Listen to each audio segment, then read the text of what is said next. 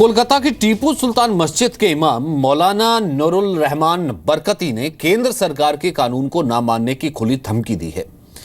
मौलाना बरकती ने कहा है कि वो अपनी गाड़ी से लाल बत्ती नहीं हटाएंगे। मौलाना का कहना है कि उन्हें ब्रिटिश सरकार ने लाल बत्ती लगाने की इजाजत दी है और देश में अभी भी ब्रिटिश वक्त का कानून ही चल रहा है, इसलिए वो लाल बत्ती नहीं हटाएंगे।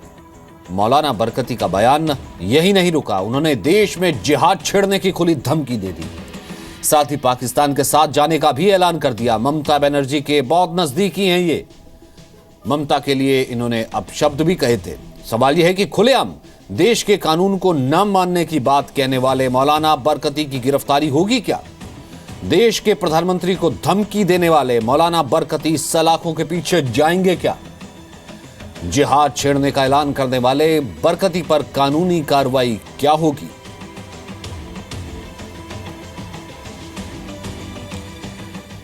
आपको बरकती की धमकी, चैलेंज, तौहीन और मजाक उड़ाने वाला बयान सुनाते हैं। सवाल यह है कि ऐसे बयान पर अब तक कानूनी कार्रवाई क्यों नहीं हुई?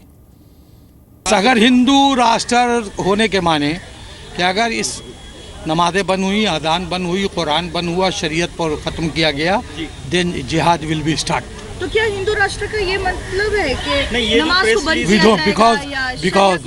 बिकॉज उसकी वजह है ऑन अकाउंट कि अगर आप हिंदू राष्ट्र क्यों बनाएंगे, पहला सवाल तो ये, क्यों नहीं ये मुस्लिम राष्ट्र बने? क्यों नहीं 25-30 करोड़ मुसलमान हैं, हमको पाकिस्तान दिया जाए? इफ़ हमें पाकिस्तान दिया जाए, हम पाकिस्तान के लिए लड़ेंगे। नहीं, ये इसको अगर आप वाज़ेह कर दें कि जिहाद, तब क्या होगा? जिहाद will be called if India becomes Hindu nation.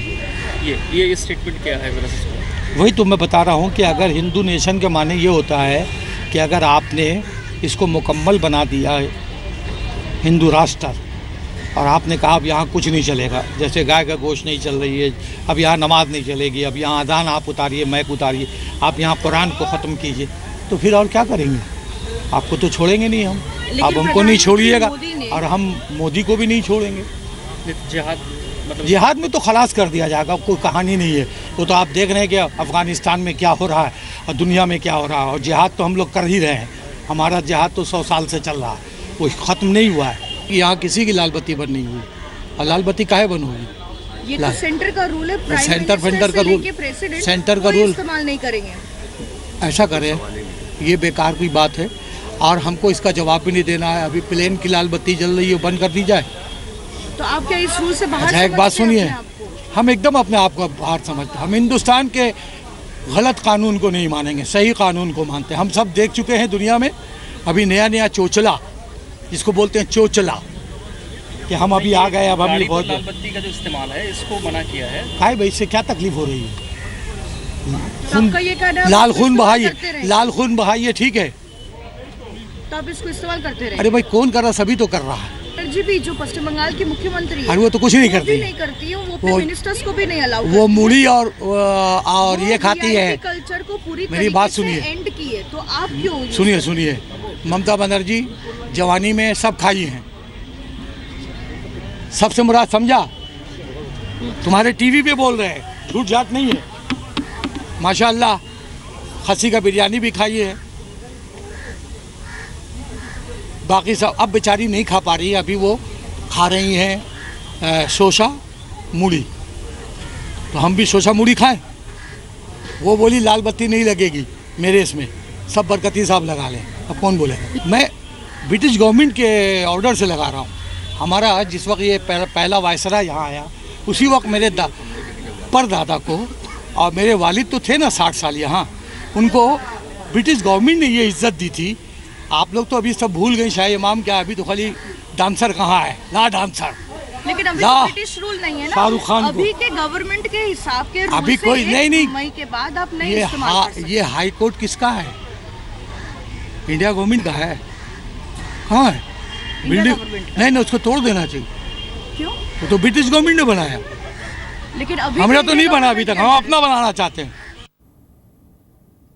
किस चीज का इंतजार है? सवाल यह है मौलाना बरकती की गिरफ्तारी कब होगी?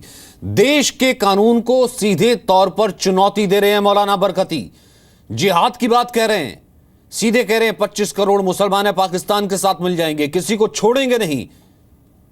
आप देखिएगा हम इस देश में करते क्या हैं, हम अफगानिस्तान में क्या कर रहे हैं और इस देश में किसी को जीने नहीं देंगे। लेकिन अब भी खुलेआम वो घूम रहे हैं, पीएम मोदी को वो धमकी दे रहे हैं कि मोदी को खत्म कर देंगे।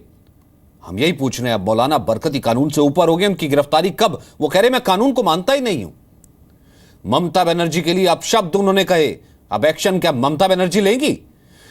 जिसे मौलाना को ममता बनर्जी ने पाला, यानी कि बहुत करीबी उन्हें दिया, अब वही मौलाना ममता को ही काट रहे हैं। ब्रिटिश कानून मानने की बात करने वालों पर कानूनी कार्रवाई कब होगी?